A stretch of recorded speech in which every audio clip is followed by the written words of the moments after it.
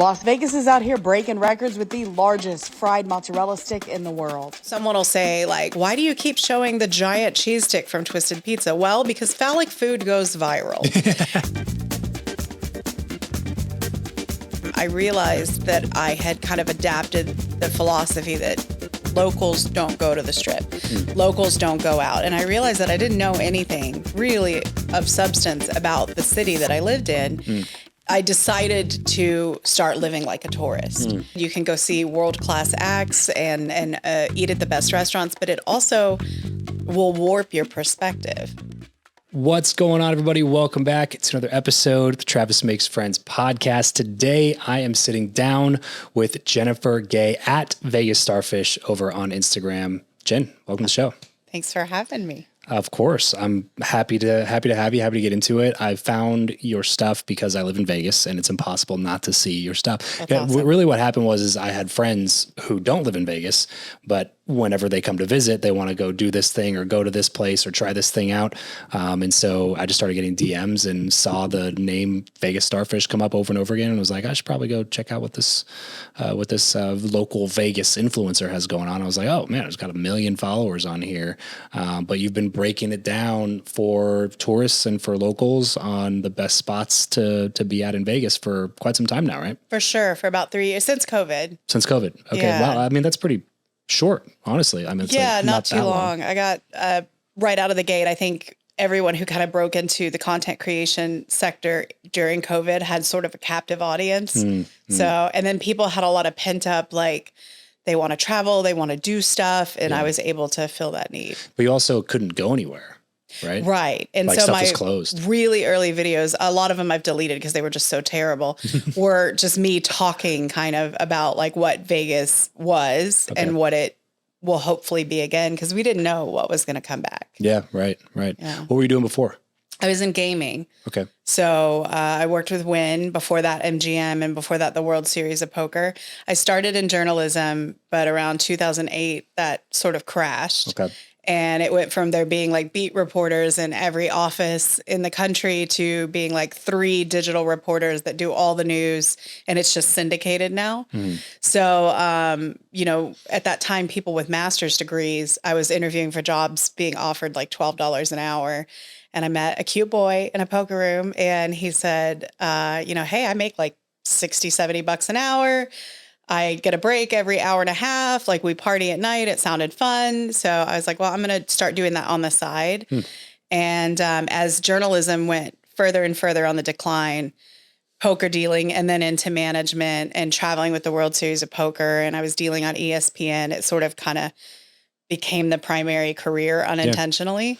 Did you meet some cool people doing that? Oh, yeah. Poker is awesome. And it's very celebrity riddled, which was a good preparation for Vegas, because Vegas is one of those weird cities, probably like LA, where you sort of live amongst really well-known people, but it's not really a big deal. Yeah. Like you have dinner at Harlow on Sunday and Mark Wahlberg will be at the table next to you. You just don't bother him because he lives here, Right. So it was good for that. When did you come out to Vegas?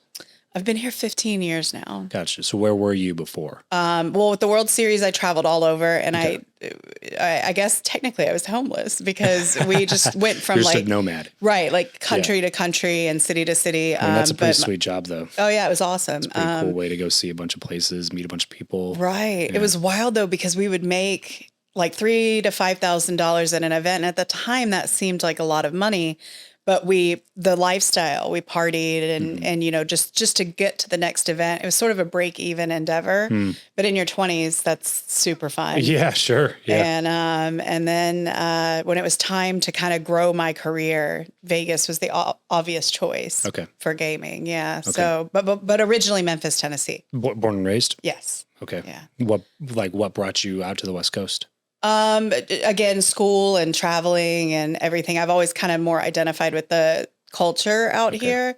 When it came time, I have a 10-year-old, and when it came time to have my son, I knew I identified more with the West Coast. Okay. Where I grew up in the South, race relations are still a really big deal. And I wanted my child to grow up where it was less of a deal. Not saying it isn't one, but Like, so for example, recently he has his first crush, and he has a girl that he's going to kill me for saying this, but he has a girl he's very, interested in, and he's been interested in her for like 8 months at school.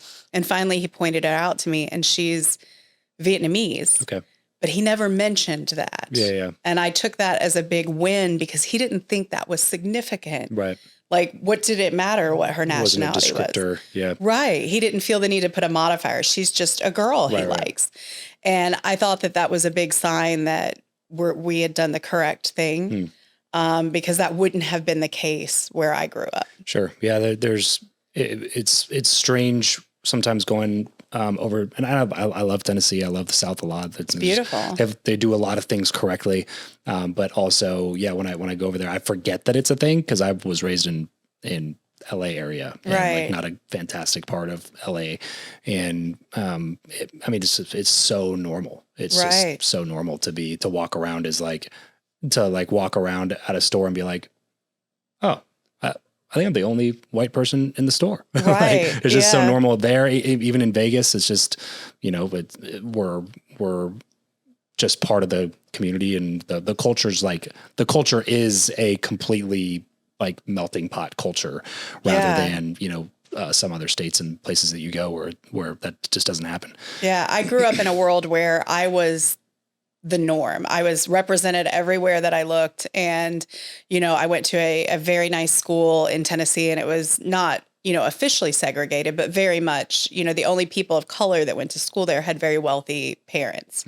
And so I had to undo a lot of my thinking as I went out into the world and realized that it just wasn't an accurate representation. Yeah.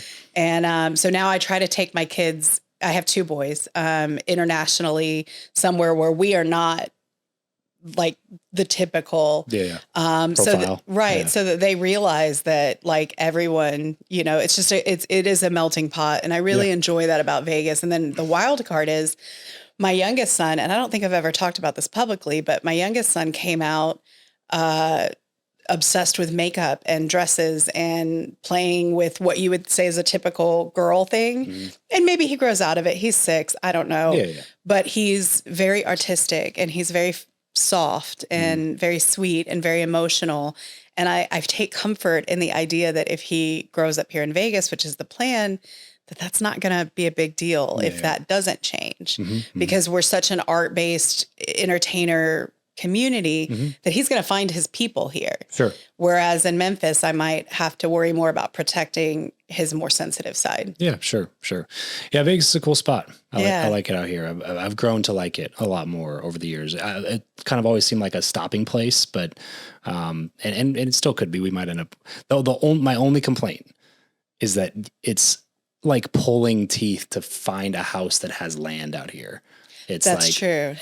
Every new development is just like, they're even doing these 3-story homes that are just like stucco, cookie cutter, like building block homes that are 3 stories because the only way they can build in the lot is up. Right. Because like you can reach out your sliding glass door in the backyard and touch your own block wall. And the kitchen's always like on the 3rd floor. Yeah, right. It's awful. Right. It's just like, well, come on, you got like a little bit of a yard. Like this is a condo. It's not even a house, But our homes are so much less expensive than California. Than California for sure. Yeah. I have a 5-bedroom, 3-bathroom in Summerlin, and the same home here. It's like, $750,000, $800,000 house. The same home in California would be $3 million. Yeah.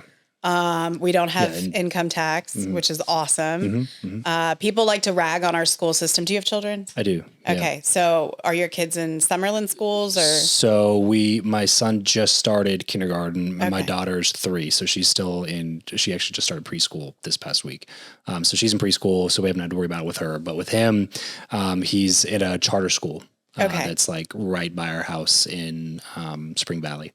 Okay. So, Perez Hilton, who I'm lucky enough to call a friend, has relocated here from LA, and his children are in charter schools. My kids are in public. And the thing about the school is we have like the 3rd largest school district in the country. It really should be like 3 school districts. And if you were to break it down, we have some amazing schools, like really good ones.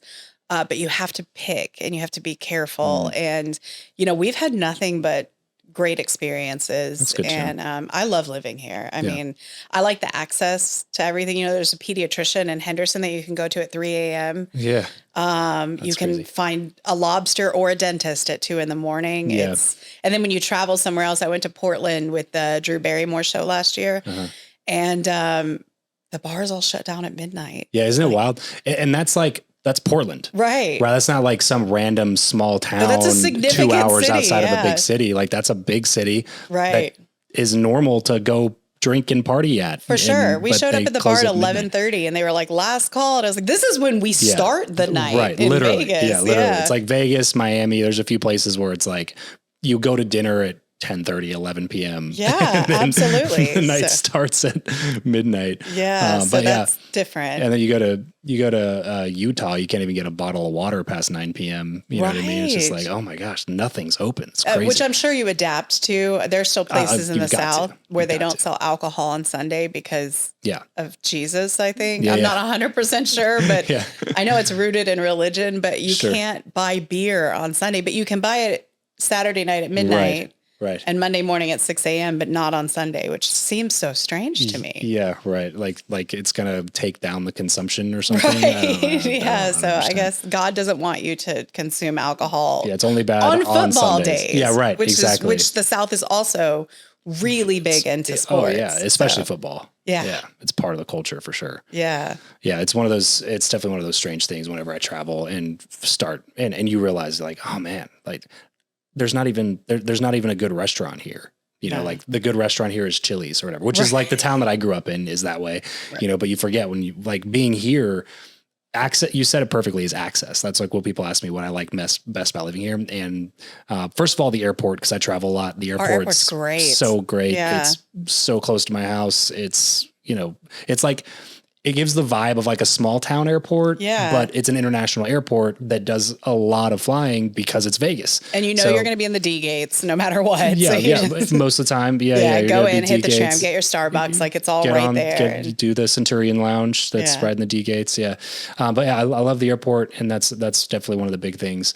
But what were we talking about? That was I was going to say it was the second thing that I liked that you just brought up.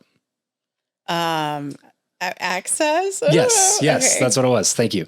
Access was the other thing where it's just like, I don't do a ton of stuff on the strip because we got a wife and 2 kids and we mostly stay home and we're more active in the local community than we are like Las Vegas and the bright lights and the strip and entertainment and stuff like that. But if we ever want to do anything, we can.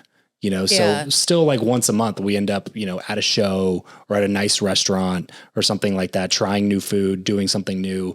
And it's nice to know that like, hey, within 15, 20 minutes, we could be eating at literally like the best dining in the world. Seeing some of the best shows in the world. The best artists on the planet will come through Vegas at least once a year. Oh, for you know sure. what I mean? For something. Artists and comedians and musicians and you name it, like people are coming here. You know what I mean? So it's definitely one of those that's one of the things I would miss if I left is kind of the transitory nature of how many awesome people come through Vegas at any given time. Yeah. You know? That thought process was a game changer for me. When COVID happened, I had been here like probably 10 years. And I realized that I had kind of adapted the philosophy that locals don't go to the strip. Locals don't go out. And I realized that I didn't know anything really of substance about the city that I lived in. And when it occurred to me that we might be moving because COVID, if we didn't rebound and the gaming industry tanked, we would have to find a different way. So I decided to start living like a tourist.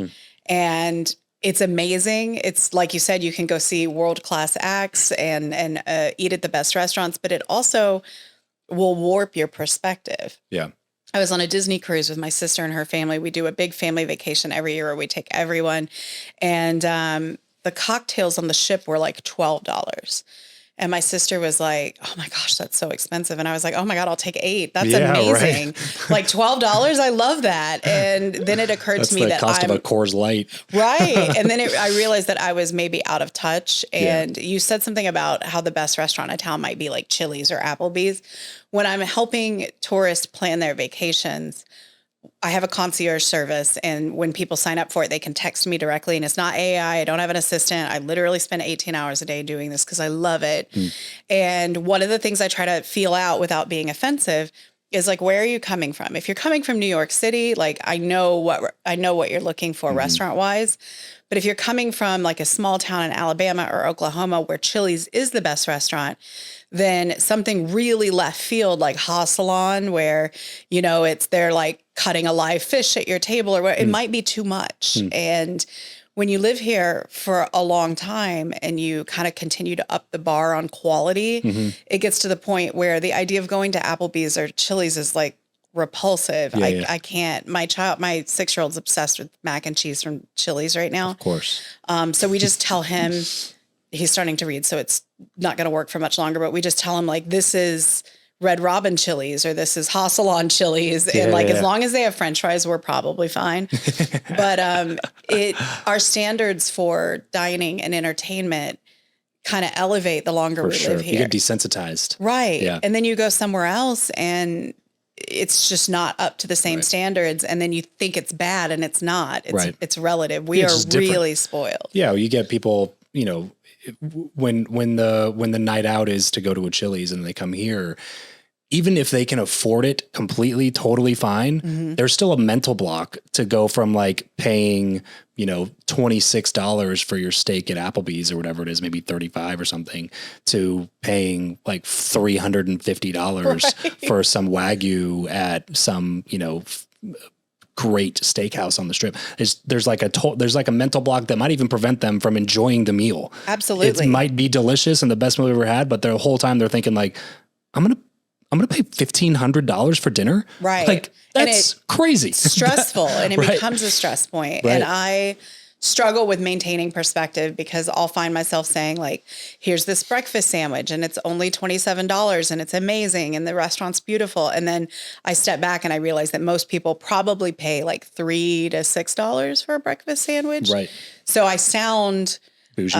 Right. And when I get negative feedback, as we all do when we put ourselves out there, it's that I'm out of touch or I'm bougie or whatever. And that's not the case. It's just, you're paying for experience here and ambiance. And it's the difference of eating like an Egg McMuffin for $1.50 or whatever they cost now, and then eating in like a really cute cafe where someone's going to wait on you. And, you know, and for some people that doesn't matter. Sure.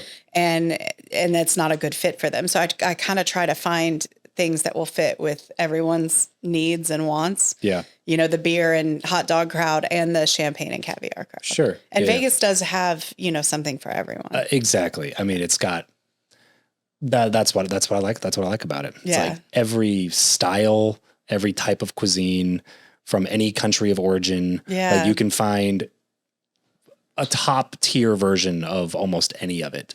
Somewhere in Vegas. I get a lot of flack when I make a video that says, and sometimes it is a little bit to generate controversy. Like, I don't want to say clickbait because I mean what I say, but I'll say something like Vegas is the best pizza city in the world. And people will, especially Chicago and New York, they lose their minds. But then the reason that I say that and I stand by it is because you've got Tony G, who is the winningest pizza chef champion. He's won the world 13 times. He's an American who goes to Italy, competes against Italians. He wins the world. He's brilliant. And he chose here to open Pizza Rock, which is exceptional, by the way. Green Valley Ranch. Yeah. Well, there's one downtown that I think is vibier and cooler, but yes, GVR, love GVR. But he came here, and the reason he came here is because Vegas is such an international hub. We also have Metro Pizza, which is owned by two gentlemen who were teenagers in New York City working in their family's pizzeria, like authentic New York pizza. And some guy walked in the store. This is back in like, I think 82 this happened. So it was a different time. And this guy walked in and he's like, I'm done with Vegas. I had a pizza store. The whole city's dusty and gross. I don't want to be there. And John, who was a teenager at the time, said, well, we'll take it. And so just on a handshake, they took the keys, moved to Vegas and opened Metro Pizza. And it's like really intensely New York pizza. And I had an opportunity to hang out with John for a day. And I don't want to age him too much, but he's probably in his 60s or 60s. And he's making me pizza himself, and he's talking about like the cellular integrity of the dough and the crust and like things that I have never even thought of when I was Like eating a never piece of thought pizza. of using that word to describe a piece of pizza. Right. that I'm And he's eating. like, look at this. Do you see how the air pockets? And I'm like, wow, I had no idea. But I realized that he's a total nerd about his. He's a scientist. Right. Yeah. And I'm a nerd about like data and analytics and views and algorithms. So like in a way we're the same, you know, just different mediums as our art form. But we've got these tremendous pizza places that come from other places, and it doesn't make them less authentic because it's Vegas pizza. They came here because we're a world stage. Yeah. Yeah. So that when people come from overseas where they're not likely to find, you know, a hole in the wall pizza place in Brooklyn, they will find it here. Yeah. Yeah. And sure. so because of that, we have the best chefs and the best food. Well, what's a good Chicago like deep dish style? There's a couple. So Pizza Rock does a good Chicago interpretation.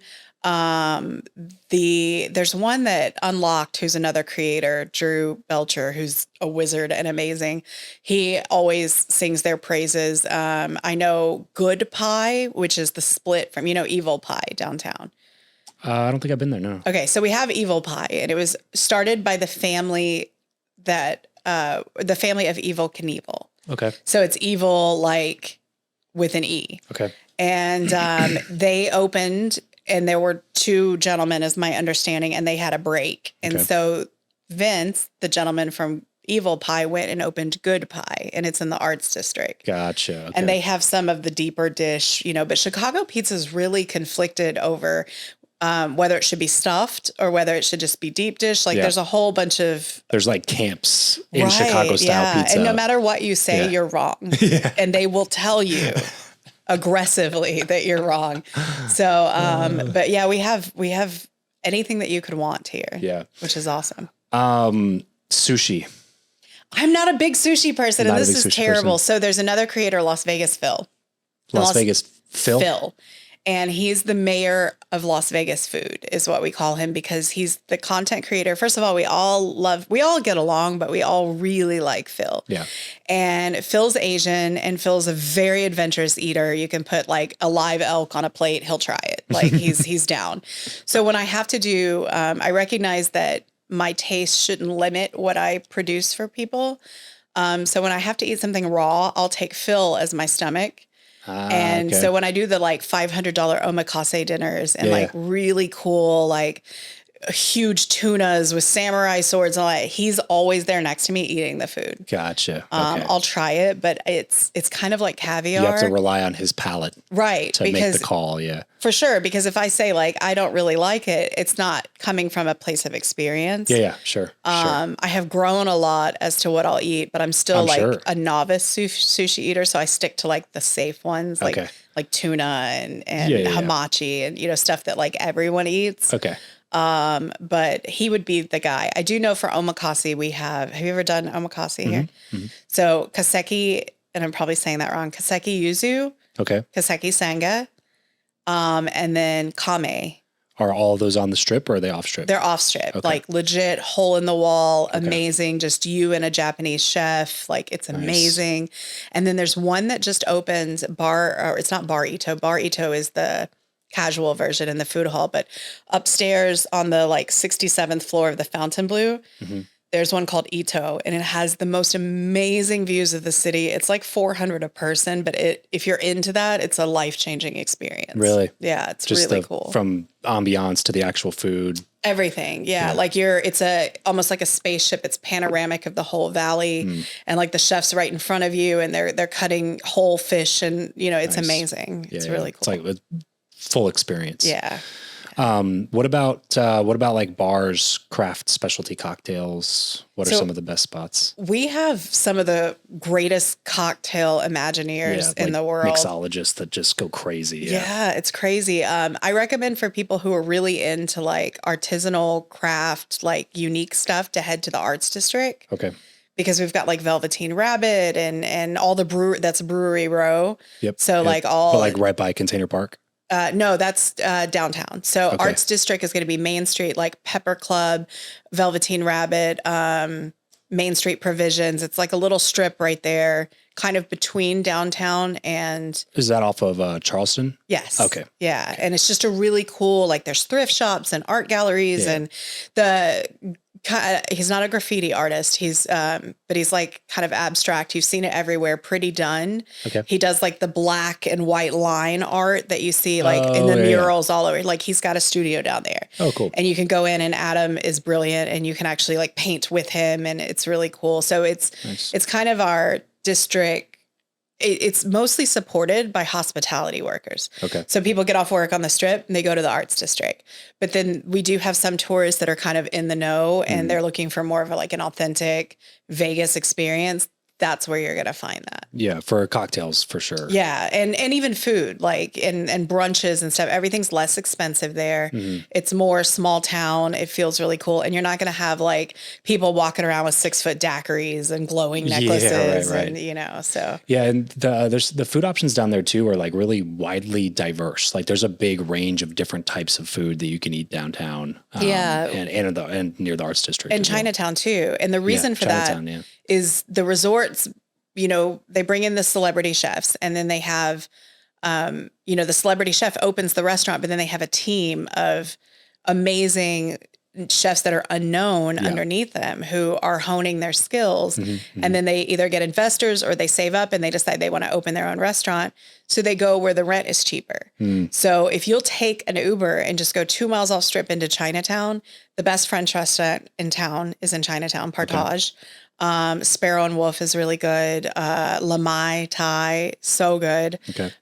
Same downtown Carson. Oh, actually, I've heard a lot of good stuff. La Mai also has a second location off of like St. Rose. Yeah, right? Henderson. Okay. Yeah, which I consider a whole other planet, basically. So, but downtown you've got Carson Kitchen and, you know, Barry's Prime. It isn't a casino. It's inside Circa, but it's such an amazing steakhouse. And like, so that's what happens is you've got these great chefs who strike out on their own and they typically go to the arts district, Chinatown, downtown, where they can get a good venue at less of a price. So let's say underrated and overrated celebrity chef restaurants. I think Amalfi is probably the sleeper hit. It's Bobby Flay, and he's there sometimes. That's in Caesars? Caesars, yeah. And I don't love Caesars owned properties because I feel like they kind of nickel and dime the guest and their employees. But Amalfi's excellent, and it's a fresh pasta, a coastal Italian is how it's billed. So seafood and pasta, but it's a really streamlined menu, like, you know, 6 or 7 pasta dishes, but it's so good. It's so high quality and no one talks about it. And unfortunately that means it won't last very long. It'll be reimagined eventually, but it's so good. And then overrated, this is going to break hearts, but I think the Gordon Ramsay concepts are a bit overhyped but here's a cool tip about them.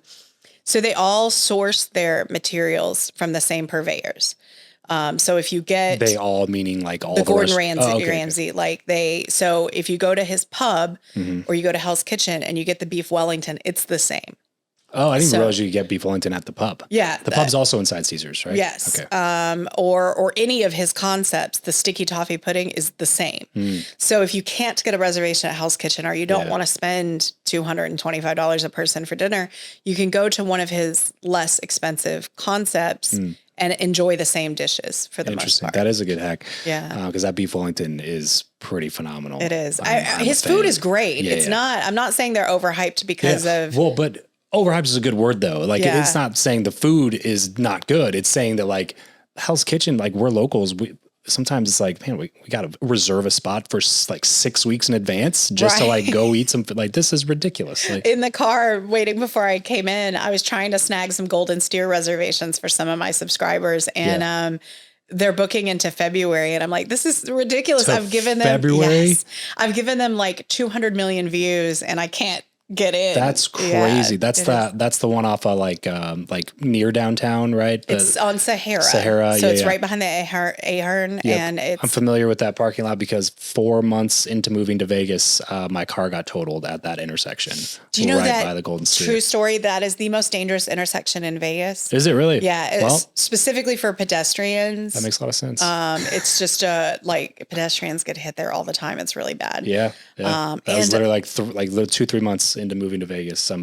I was going straight. Person was in the left-hand turn lane with a red arrow, and I had a green light. And at the very last second, they just decided that they wanted to go straight instead of turn left, but they didn't check at all. Like I had to have been in their blind spot because they probably just looked in their mirror and then just went and then just pulled directly into me, hit me into the lane next to me. Another car hit the back of the car, like spun it out in the intersection. And I pulled into the parking lot of the Golden Steer to do all the fun stuff that you get to do after you've been in a car accident. So you know what's wild about Golden Steer is, and no one talks about this, but 8 years ago, Golden Steer was on Groupon. Like really? 2 for $75 or whatever it was. I don't know. But the game changer for them. So they had been in business they've been in business like 65 forever. years. Yeah. It is the oldest continuously running steakhouse in Vegas. People will argue that like Bob's Ranch House is older, but they closed down for a period in the 70s. Okay. Golden Steer is the oldest continuously operating. And it was owned by the same family. And then sometime in the last decade, they sold to a young couple. I say young, 20s, 30s, I don't know. And they made the decision to hire Las Vegas Phil as their social media manager. And he's a brilliant creator and a brilliant wizard. And he started making content from the perspective that this was like the most exclusive hole in the wall. And it really is. Like it is where the mafia all used to, so there's a room called the mob room, and I don't know if you can still go in it or not, but every morning the people who worked on behalf of the different houses who controlled the different sects of the organized crime here in Vegas would go leave a newspaper on the doorstep of the Golden Steer with a casino chip inside of it, indicating like if it was Flamingo, which family would be dining there tonight because they had business to take care of. And so the restaurant was creatively designed so that they could handle people that didn't necessarily need to be in the same space at the same time without bad things happening. So the mafia room, the mob room, has secret exits so that if the cops were to roll up, they could leave quickly so that they could maybe take out an unalived person if they needed to. And back corridors, like it's such a cool restaurant. I'm not saying that the whole mafia just era, rich history. Like people get upset when I kind of show delight over that stuff and say that I'm glorifying like a horribly violent time in our history. And I'm not. I think it's amazing that we came from that and that there are still relics of it that we can visit and sort of absorb.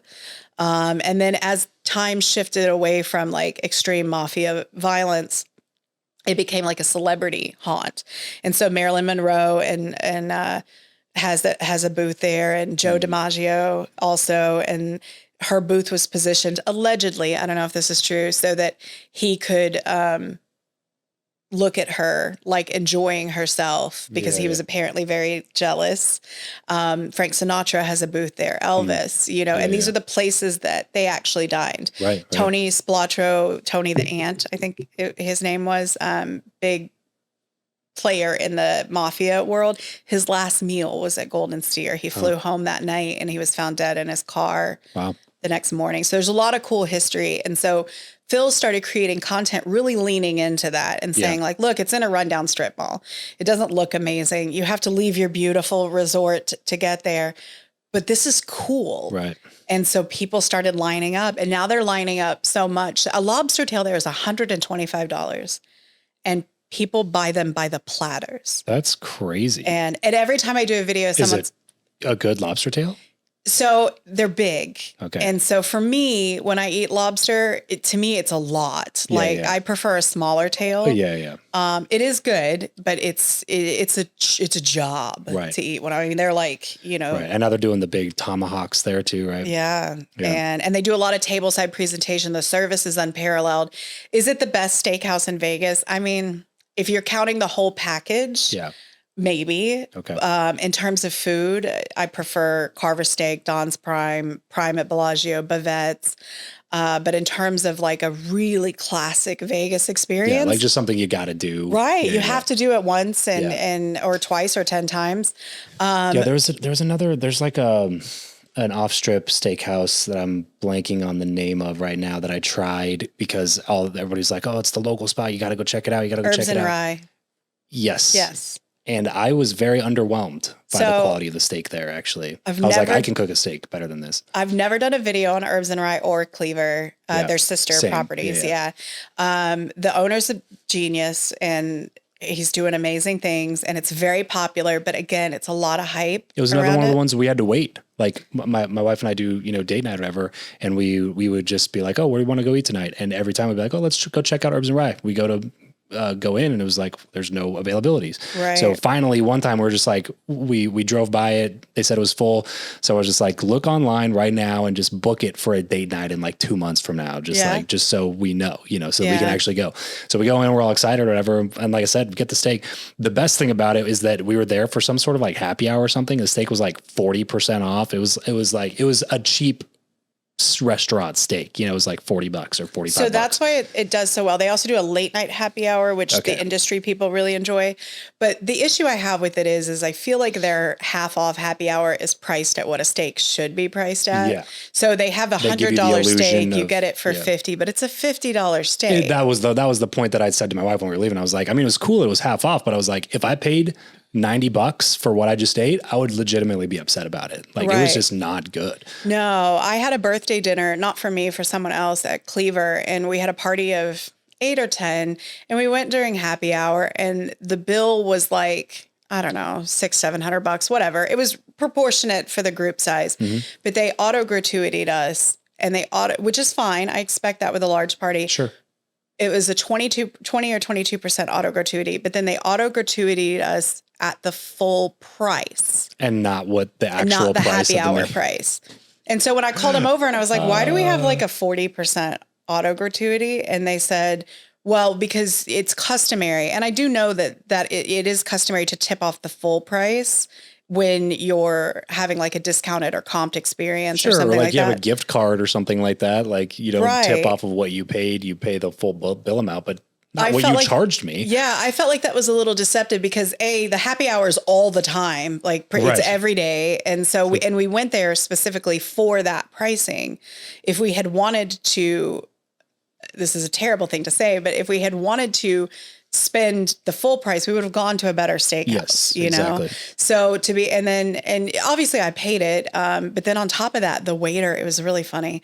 Our waiter was this like young, good looking guy in his 20s, like all, tight shirt and, real cute and really nice to us. But we were seated next to the beverage station. And when he came out, I said, wait, don't put the plates on the table. I want to film it real quick. And he went into the beverage station and he said to another waiter, he said, oh, look, she's taking pictures for her 10 friends on Facebook. And they laughed about it. And I was like, oh, man. Did you tell him? So, no, I would I've never been one to draw attention to myself. You shouldn't do that. You should somebody at the table should have been like, casually mentioned it or something like that. I made a video. But that's the kind of stuff that people make stupid judgments all the time and they make dumb assumptions. And that's wild that he did it within earshot of you. Yeah. And it was funny because like, as someone who also has a little inner troll, like I'm laughing, but I'm also like, the nerve, because first of all, I'm paying, so I control his gratuity. I didn't actually. You thought you did, yeah, exactly. He got a nice 40% gratuity. Right. That's my only problem with those auto gratuities. Is like, I understand the logic and I understand why they're doing it, but it takes the joy out of tipping a good waiter to me. For sure, when it's somebody who's good, like I will be a very generous tipper, and tip beyond what they're going to auto gratuity me. But most of the time when it's auto gratuity, they'd have to be phenomenal for me to go add additional tip. 'Cause you're annoyed. Exactly. Cause I'm just like, all right, sure. Here's your 20%, take it and leave. But when it's a bad experience, then it just is irritating to me. Then it just makes me not want to come back. Cause like you made me tip this person who like objectively made my experience here worse. Right. It was not good at all. And they Food didn't was have to mediocre, because of the but auto gratuity. Yes, yeah, exactly. They phone it in. Exactly. I made a video about my experience at Cleaver, and within hours, management had reached out and they were like, "Look, we will refund your money." And I was like, "No, that's not necessary." Like, it wasn't a bad meal. Right, It was right. just kind of one thing after another. And they said, you know, we've talked to that employee. I was like, I don't wish him harm. Like, Right. he's young. He's being, you know, maybe talk to him about decorum and tact. Right. But like, well, also just treating everybody the same. right. You know what I yeah. mean? Like that's just not, that's a bad move. Right. Keep You some never know thoughts who's going to be inside. sitting. Yeah. Well, you never know who's going to be sitting at your table. For sure. And for you to like, And- have that thought and then express it out loud in earshot of that customer is a lot, wild thing to do. But it wasn't, you know, I'm just kind of underwhelmed by them. And so I've never done a video on them because I try to stay authentic. A lot of people say, oh, well, she must be paid by these businesses that she's representing. I find things that I like. And I do show them a lot of love. And over time, you build relationships with the businesses. Sure. And then you want to see them succeed. So, like, for example, I went and got a head spa treatment, just hair washing or whatever. It's Desert Beauty Labs. Great. Like, so Susan, the owner, was at Wynn Spa for years. And then she said, you know what? I want to make a place that's like not quite as expensive as the resorts, but still that luxury experience. So it's not like a cheap spa, but it's not Wynn Encore expensive. Sure. And so she's like a legit small business. And like, I show her love whenever I can. She's on the strip or off strip? She's off strip on Blue Diamond, or down near Blue Diamond, not on Blue Diamond, but near there. But just a lovely person. And I went and I did a video for this week and I emailed her and I was like, did anyone come in? And she was like, oh my gosh, we're booked for 3 weeks. And like the amount of satisfaction I get out of that, because I know that I directly impacted her bottom line, her stylists, you know, everyone benefits from it. So I'll do more videos for them because it moves the needle. Sure. You know, she's not paying me. But I also stay away from businesses, small businesses like Herbs and Rye and Cleaver, where I know that I don't have the greatest things to say because I don't want to cause them harm. You know, right. and not that they would. I mean, they're crushing it. Yeah, sure. But, you know, it is someone's cup of tea. It's just not mine. Correct. Which is one of the cornerstones of being a creator, is to make content that's authentic to you, your experience, what you like, what you dislike. And I think that's probably one reason why, you know, I'm sure there's a ton of people that are making videos about things to do in Las Vegas. And there's a reason why you're at the top of that list. And I'm sure that that's probably one of those things, people can feel that, you know, when there's a lack of authenticity or when there's too many sponsored posts, or it's like, oh, this person's clearly just making money off of this. It's like, well, I've never gotten that vibe from any of the videos that I've seen you do anyway. No, but it is a hard balance to strike. I try to take like 2 paid brand deals a month. Because you got to make money. Right. I have to, because this is my full-time job. But the creator funds now pay so well that so someone will say like, why do you keep showing the giant cheese stick from Twisted Pizza? Well, because phallic food goes viral and it's the size of a baby's arm. So, and I can make a lot of jokes, and like the owner, he's amazing, and he's, Middle Eastern. I'm not sure what his exact heritage is, but he's married to a Latina and they have 7 children, and the man needs the business. But he makes a great product. 7 kids. And so I'll be like, Ted, hold it, you know, suggestively. And he always does it, and he's the best to work with. And so I'll put out a cheese stick video like every 3 months because people, I don't think they realize that the creator funds really reward viral views. And, you know, you can make, I haven't had this happen, but someone in our market who I won't name, had a video that paid him over $90,000. Oh my gosh. On the TikTok creator fund. From TikTok creator fund. I mean, it was wild. 1 minute video. And do you remember how many views it got? Like 50 or 60 million. Okay. Like it was a lot. It has to be a lot, which I think my biggest is like 40 million, and I wasn't in the fund at that time. But you know, it isn't unrealistic for a good video that gets a few million views to pay $2,000 or $3,000. So if you can do 2 or 3 of those in a month, like that's a good income. You know? Sure. You tack on a couple brand deals, you know, plus the people that you meet, the, you know, concierge services that you offer. For sure. So it all kind of piles up. And so when I repeat stuff, it's because like, okay, so the cake vending machines, They're so bad. Cake vending machines. Yes. So Oliver, you don't do a lot on the strip, so you've probably managed to I've seen the avoid them. cupcake vending machines. Those are okay. Sprinkles, they're fine. They're at the airport. I've seen those all the time. They're fine. The cake vending machines are owned by Buddy V. Okay. And it's a slice of cake. It's 1,600 calories. It is. Oh, I have seen this. Yes. Okay. Yeah. So on the strip. Yes. Yeah. And it's 10 or $12. I should know because I talk about them all the time. But on the machine, it says stocked fresh daily or something to that effect. They've changed the verbiage since I did my first video. But they have these slices of cake, and they imply that they're made locally because we have a Buddy V bakery here. Mm-hmm. But they come in from Jersey frozen in a case because I hung out by one until they got delivered to see what was going on.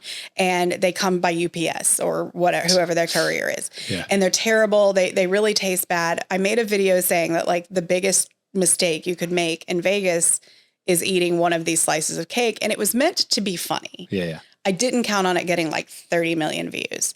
And I was like, wait a minute, now we're on to something. So now like my part-time job is talking shit about the cake. Yeah. So I do these videos about the cake like ever so often. And it got so bad. Every time I do it, it gets like 15 million views and I make, a substantial amount of money off the creator fund.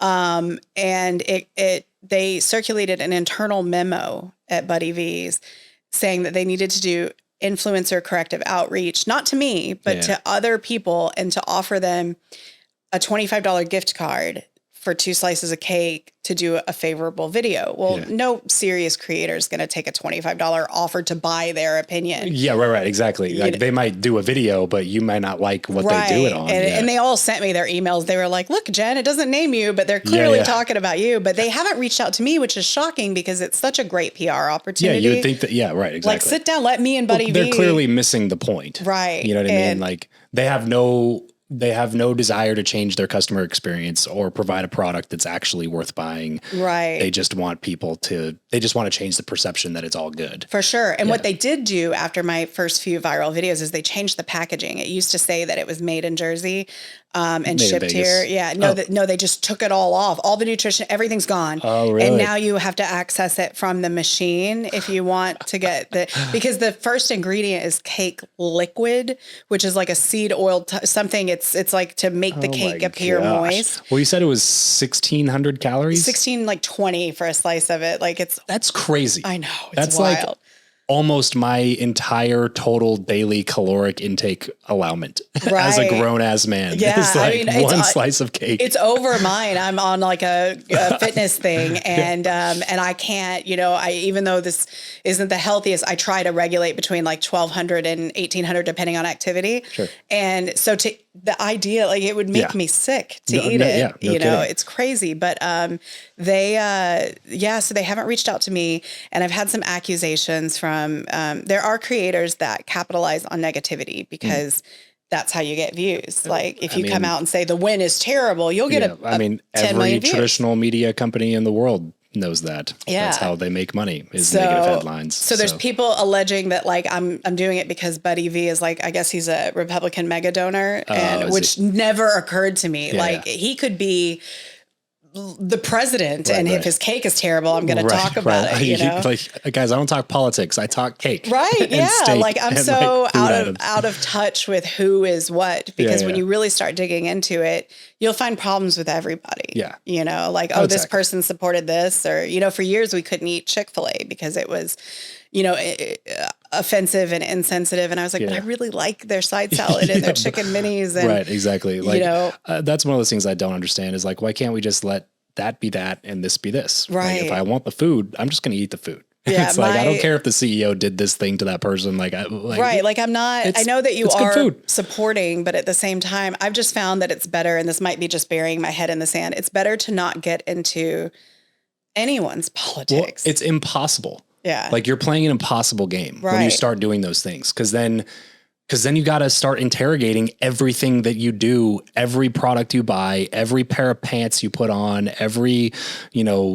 shot of liquor that you drink, or every burger you buy. You're gonna what are you gonna do? Spend 30 hours of research to make sure that like nobody in upper management. And then is it just the founder that matters? Is it the CEO that matters? How far does this go? The director of like media buying? Like which person's morality is actually more influential for me to decide whether or not I eat their food? Just it's that's way exactly too much. where I landed just with like, it. And so I eat the food if I like the food. For sure. And so where I kind of ended, or where I ended my own rabbit hole there, is if I enjoy it, I'll buy it, and then I will in kind make donations to things that matter to me. Yeah, sure. So I'll directly support causes I believe in.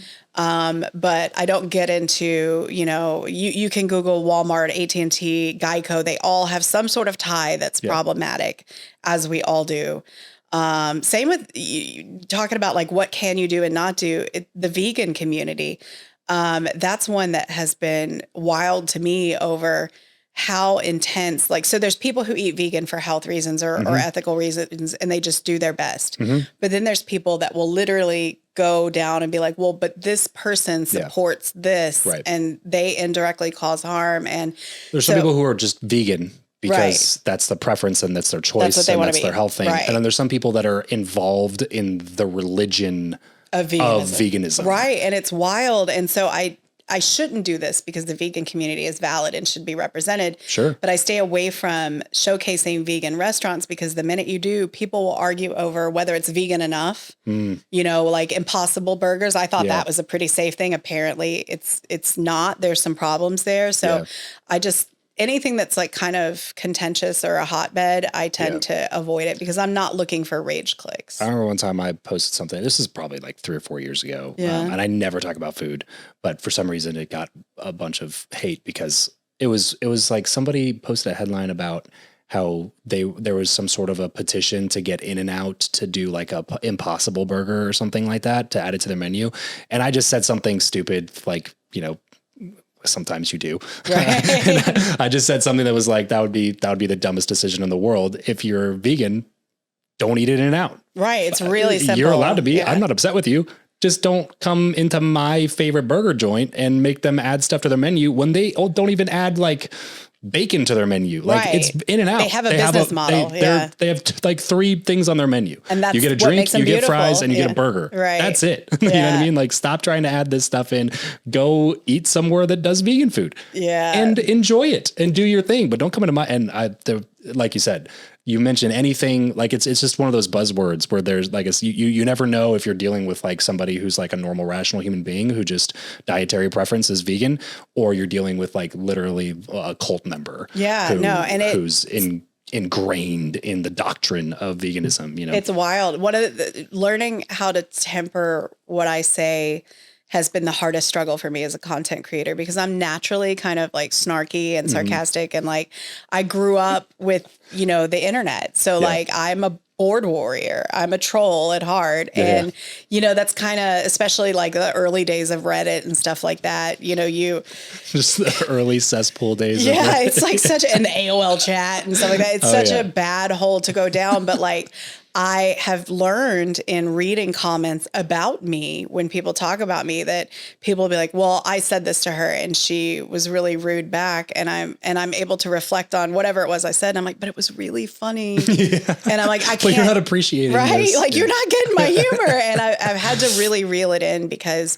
when people don't know you, when you're in a public position, you have more responsibility to be kind and gracious and temper that. And that's been a struggle for me, because I would say something like that about like, why are the vegans coming for In-N-Out? But then I would upset people. Yep. And for a while, speaking about vegans and people getting mad, have you heard of Blackout Restaurant? The one where it's a dark room and you eat totally in the dark. They lock everything up in lockers. It's a vegan restaurant.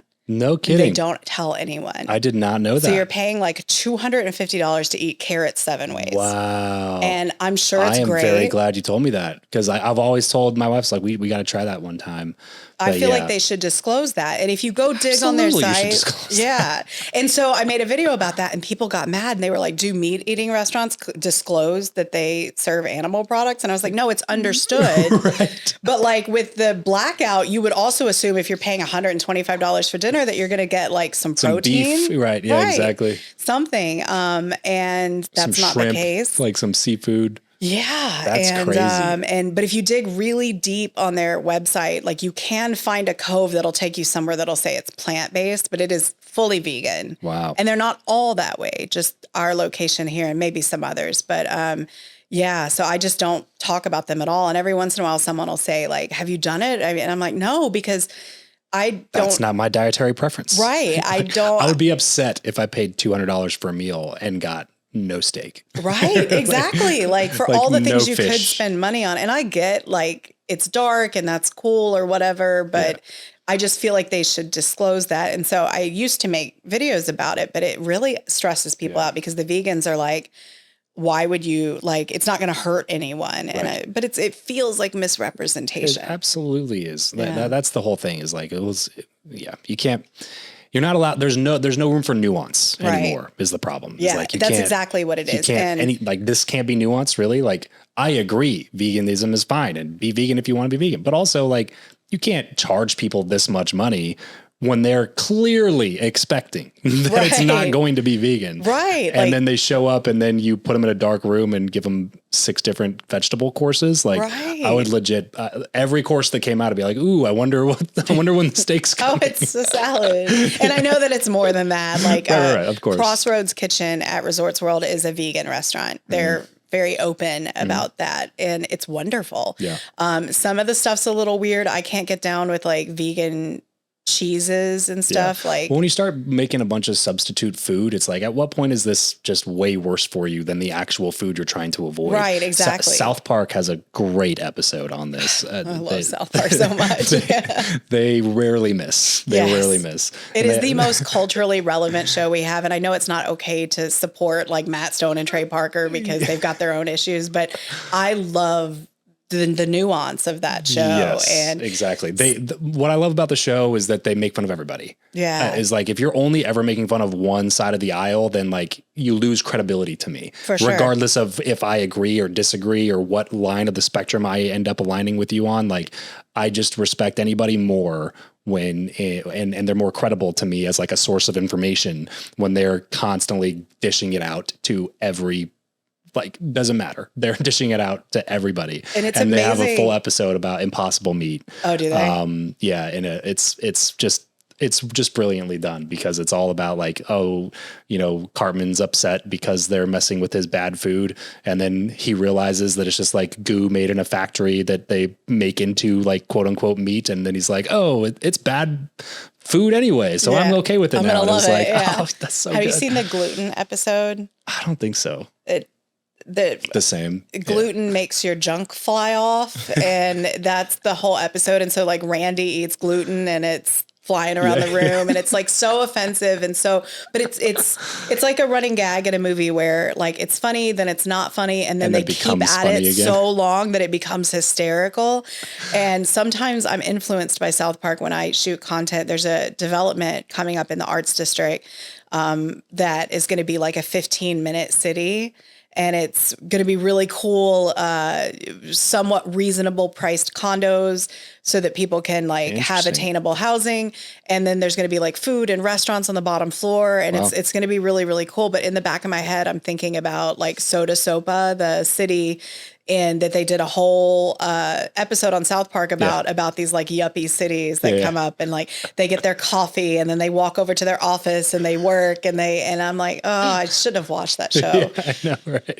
But it's great. It is. I can't help it. It just the perspective that they take is just And the fact that always they makes me haven't laugh. given up, like, I don't know if you've ever read about their creative process, but they like sit down on Monday and they're like, what's going on in the headlines and stuff like that. And then they storyboard it on Tuesday, and on Wednesday they make the show. Yeah. Every week. That's so crazy for as long as they've done it. Yeah. Like, there's like 26 seasons or something like that now. It's crazy. Yeah. And to be so like consistently authentic, and Right. it's great. But as someone who's in the creative process, you know how hard it is just to like edit and put things together. And like, do you do your own editing or? I've never edited. Oh, good. No. That's awesome. I used to do like a little bit of music back in college. And so I played with all the editing tools and was familiar with them. And then when I went to record my first episode of my podcast back in like 2017, I sat down and I recorded it in like 20 minutes. And then it took me 2 hours to edit it. And I was like, I think I'm just going to have somebody else do this. Yeah. So day one, I outsourced that. So that's the trending thing, is that all these creators have like editing teams. And I'm so jealous because I started out doing everything myself. And now I'm so deep that I'm scared to like relinquish. Oh, you still do all your I editing? do everything. Wow. And on top of that, I respond to every DM, and it's usually a few thousand a day. A lot of times it's just a heart emoji or whatever. I respond to every email. I respond to every text.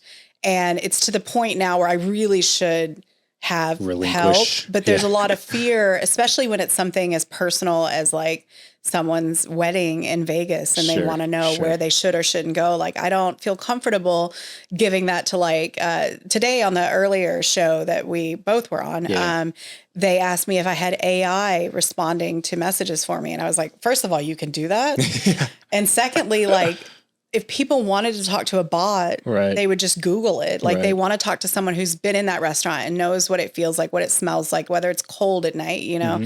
And so I don't know what my plan is long term, but I know that I can't keep the pace that I'm going and still do everything myself. But I feel like we're in a world where everything is automated. And so if I can be the personal touch, for sure. like I want to be. So. I think that's extremely valuable. I think people are aching for that type of connection again, especially from businesses. So if you can pull that off, I think that's great. But also while keeping your sanity. There's a great book. I'll have to send you a copy. It's a friend of mine named Dan Martell. Brilliant businessman. And he wrote a book called Buy Back Your Time. And it's like the arduous process of outsourcing, and basically the whole premise of the book is to buy back your time. Is like, if you're a business owner, it starts with you doing literally everything. And then the process of becoming a like retired business owner is buying back your time slowly but surely along the way. And so like, here's the first task. Here's the first, like, you know, the first way to decide which tasks are tasks you should be doing versus ones that should be outsourced is like to run through this particular exercise and then get that off your plate. And then now you can take your time to do this thing. And then you can take your time. So like the entire book is essentially that, but it's a really like strong playbook that I would definitely recommend. Yeah, I'll have to read that. That's the two things that have always stuck with me when building my own business. Is one, when I was a teenager, I went to like a governor's conference in Tennessee, and one of the speakers said, no one ever became wealthy from one stream of revenue. And while I know now that that's not entirely true, you can have a one-hit wonder and get lucky. The point being that we need to have 50 irons in the fire is accurate. And then the second thing is that anything that is tethered to your time has a maximum amount that you can earn from it. So you need to create passive revenue streams like creator funds or guide sales or whatever, so that you don't have to be physically present in order to earn residual income from it. Because if it requires you to show up, there will be points when you can't, or when you max out your schedule and then you've capped, you know, your earning. I have, when I first started content creating, I met Donald Contursi through Lip Smacking Foodie Tours. And it is the best dining experience. You and your wife have to do it. And I'll get you set up for that. But it is the most amazing dining experience. He was a waiter at STK. Okay. And he had these customers that kept coming back to the restaurant, and they were like, where else in Vegas should we go? Like, we don't want to go and have a bad experience because it's always going to be $200 to $400 for dinner. So he created something where you go to 3 or 4 restaurants in one night, and it is a foodie tour, but I don't like that term because that implies like, a bunch of tourists eating ice cream out of a cup and hot dogs. They go to like 3 or 4 really high end, really nice restaurants like Javier's at Aria or Bizarre Meat at Sahara or something like that. And the chef does like a curated tasting menu of the most popular dishes. And so like you and your wife would go, it's $200 a person. That includes your gratuity. So it's really reasonable. Nice. And then you'll have a dinner at 4 different places. And like, yes, it is a lot of food, but you're not meant to eat everything. You're meant to try things. Well, we'll see. Right. So some of it's like a challenge. Right. Some of it is like comfort food. And then some of it's like, adventurous stuff.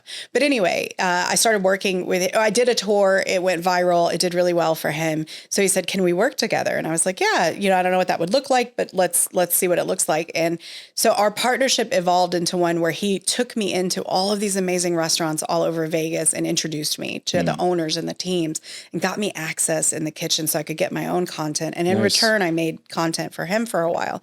But he's kind of become my de facto mentor. Okay. And I think that's the other really strong business takeaway. The point that I was getting to is that it's really helpful to find someone who's already made all the mistakes that you're still going to make. Yeah. But have a sounding board, have someone that you can call and say, I don't know what to do here, or I messed up, or I meant for it to go this way. Right, and then they'll say, well, like, here's when it happened to me and here's what I did. And it has been the most valuable tool to me in business is having someone else that I can talk to about it. Yeah, that's absolutely needed. That's the reason for this show existing. It's called Travis Makes Friends. You speak, build your network. It's all about relationships and, network and friendships and, inviting more people into your circle and getting to know more people. So, and as we get more antisocial as a people and more reclusive into our devices, it's even more important. I agree. Yeah. Yeah, absolutely. Absolutely. Jen, this has been so much fun. I appreciate you for coming on. Where can people go to learn more from Jen G? All of my socials are at VegasStarfish. My website has my guide on it. It's $10. I priced it so it's like a Starbucks run, but you get 89. I don't know. I update it every 6 months. 89 pages of like the best information for Vegas right now, and it's not like stuff you can Google. It's like, here's how you ask for an upgrade for your room. Here's when you're likely to get one versus when you're not, and things that will really help you whether you're a local or someone who it's your first time visiting.